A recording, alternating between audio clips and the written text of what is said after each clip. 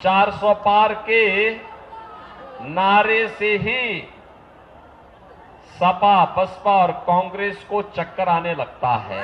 अब तो पटाखा भी जोर से फट जाए ना तो पाकिस्तान को सफाई देनी पड़ती है। कहने लगता है तेरे साथ मैंने नहीं किया है। कि आपका एक वोट मोदी जी को मजबूती करता है और मोदी जी फिर देश को मजबूत करके दुनिया के अंदर भारत की ताकत का एहसास कराते हैं। पूरे देश के अंदर लोकसभा चुनाव चल रहे हैं। 6 चरण संपन्न हो गए हैं। 7वें चरण और अंतिम चरण में हम लोगों को मतदान करना है। बहनों और भाइयों, पूरे देश के अंदर एक ही नारा है, एक ही स्वर गूंज रहा है और वह है कि फिर एक बार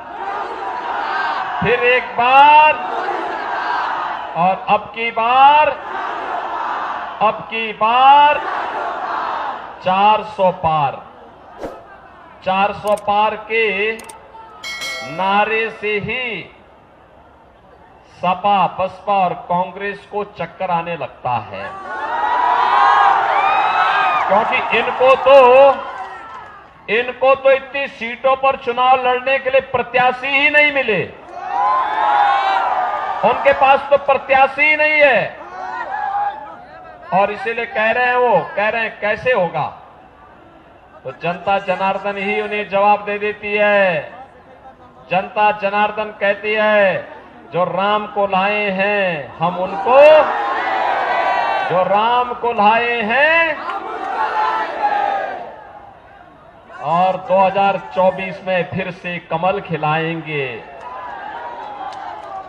मोदी जी फिर से प्रधानमंत्री। बहनों और भाइयों, यह आवाज जनता का स्नेह और प्यार मोदी जी के प्रति,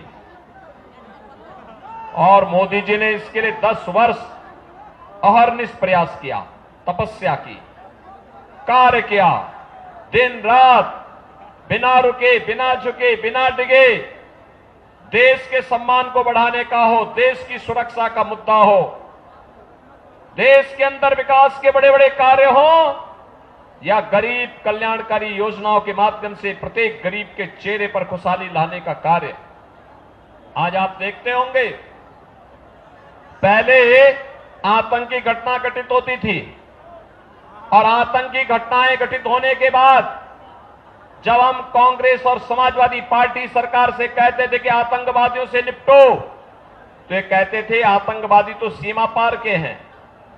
बहनों और भाइयों, आज तो मोदी जी के नेतृत्व में आतंकवाद समाप्त, नक्सलवाद समाप्त। अब तो पटाखा भी जोर से फट जाए ना तो पाकिस्तान को सफाई देनी पड़ती है। कहने लगता है तेरे साथ मैंने नहीं किया है।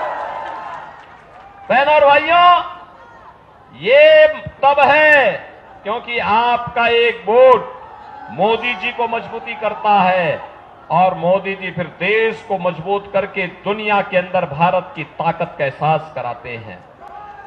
एक तरफ मोदी जी के नेतृत्व में भारत दुनिया के अंदर सम्मान प्राप्त कर रहा है, सुरक्षित हो रहा है, और दूसरी तरफ विकास के बड़े बड़े कार्य।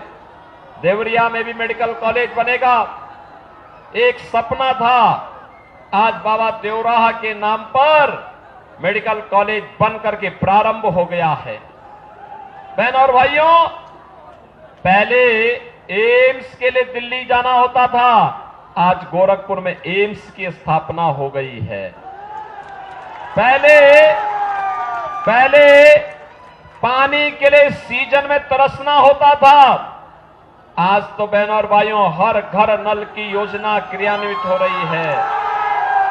पहले इंसेफ्लाइटिस से मरीजों, नवजात बच्चों की मौतें होती थी, आज हमने जैसे माफिया समाप्त किए वैसे ही इंसेफ्लाइटिस की 9 की बीमारी को पूरी तरह समाप्त करके यहां के मासूमों को बचाने का काम भी किया है। बड़े बड़े कार्य हो रहे हैं, हाईवे बन रहे हैं, 2 लेन, 4 लेन, 6 लेन, 12 लेन के हाईवे। वंदे भारत, अमृत भारत और नमो भारत के नाम पे ट्रेन चल रही है। विकास के बड़े बड़े कार्य नए भारत की पहचान बन रहे हैं। और गरीबों के लिए याद करिए, ये समाजवादी पार्टी की सरकार थी, समाजवादी पार्टी की सरकार थी, गरीब भूख से मरता था, उपचार के भाव में दम तोड़ता था, रसोई गैस नहीं मिल पाती थी, गरीब बरसात में और सर्दी में ठिठुरने के लिए मजबूर होता था।